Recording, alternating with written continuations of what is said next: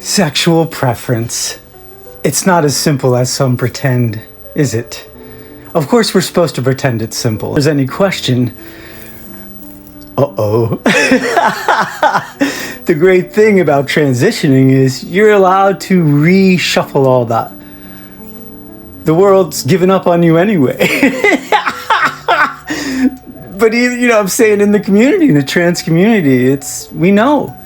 Everything's been reshuffled, reconfigured, especially around sex, right? Your gender, your hormones, it's all shifting, lifting the lid off, distortion you've been maintaining to look like one gender or present in a way that never felt right to you. So that comes away, fair game, baby. Anything can happen. For a while, I was declaring myself a lesbian because men put me off so much. I wanted nothing to do with them and all the typical roster of masculine behaviors in the USA. And who does want any of that? Because there's a brew of toxic masculinity that basically cages a spirit and makes, the men who subscribe to that, heartless and distant and, like angry and aggressive. And masculinity is not good for a living, breathing, feeling being. It's terrible. It will kill you. It will kill the people around you while it kills you. So I feel very liberated to be out of that. After a while, I learned to see that, hey, there are men that are gentle. There are men that aren't going to try to bully you. There are men, and I had to realize that the complexity and of course there's complexity. We're all human beings, we've all been conditioned into a weird state by a corrupt, sick culture. But of course there are wonderful men, right? But it took me a while to even consider that idea. So, and I've talked about the dating app thing where I'm lucky enough that for whatever reasons, I've had a ton of people to choose through, like thousands of people to choose through. And it's very hard to find women to date on there. I've preferenced that. I've tried to make that happen, and I don't know. I believe in my appeal. That's why they liked me first. But I don't know. They're just not as driven. They're not as driven as men are. Women are going to float around each other and wait for each one to make the first move. And I don't know. Sometimes it doesn't happen. And you're like, why isn't it happening? I don't know. I'm not saying, maybe it was just the personality. So I think the one woman that I felt good about and we probably could have had fun and hung out and all kinds of stuff, she lives in Hawaii. So that's not going to happen. But whatever. I'm not looking to be married here. I'm looking to get back out in the social scene. And in one way, it's not even back. It's like, this is the first time I'm going out in the social scene. And men mob me on this site. So I can just look through and pick ones that seem interesting and say, hey, the line I developed today was, I've agreed in advance to go to dinner, if you want to ask me.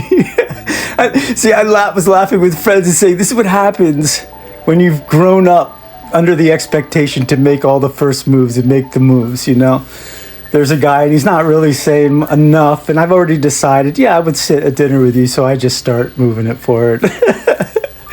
And, and I poke and I prod and I question and I challenge the men. I really do. I don't hide it. I'm not subtle, because I don't have time for that. I know how women work. It's much more undercover. Cis women, usually they're more undercover. They take their time, not me. I'm blasting that first, conversation. I'm checking on stuff. I challenge them a little here. I educate them a little here. I set a boundary here.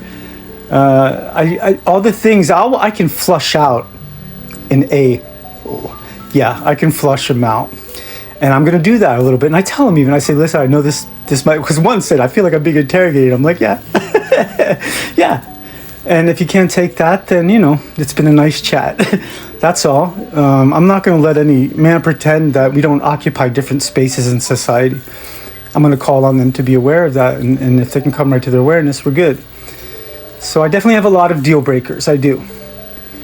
And I said, I told the last guy, just being honest, what I want. See, that's the one thing.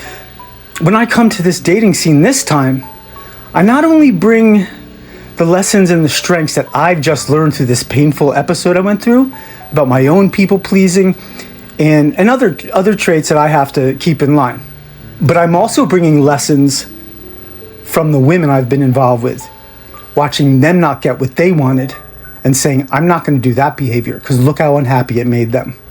They have to own certain things. And if you can't speak your mind about what you need and bring up regular communication to the relationship, it's dead.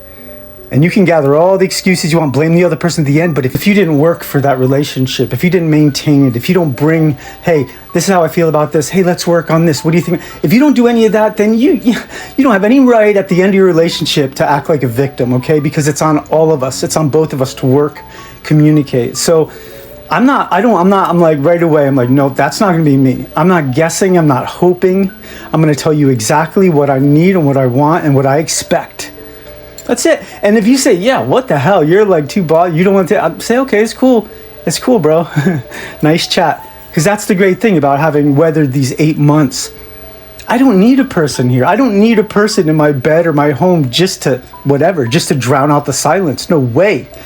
So I told my girlfriends, I said, listen, if there's any indication at all that you're going to treat me like an average person, it's off. I'm unique on this planet. I told this fella, I said, listen, because I said, save up your pennies to pay for dinner. I don't do Dutch. And he's like, oh, princess mode activated. And he put a heart, though. He's like, I appreciate you telling me what you want. I said, listen, I'm looking to be taken care of. Because I bring a very powerful, rare energy, a healing, understanding, fortifying energy. And I want to make sure the equation is not unbalanced. So I do want to be taken care of. That's what I'm looking for. That's what you got to do. Listen, don't beat around the bush. Don't lie to yourself about what you want. Know what you want. I'm not saying that's the right thing to want, but I'm saying that's what I want. So I'm going to say it, and I'm going to find the person who can give it.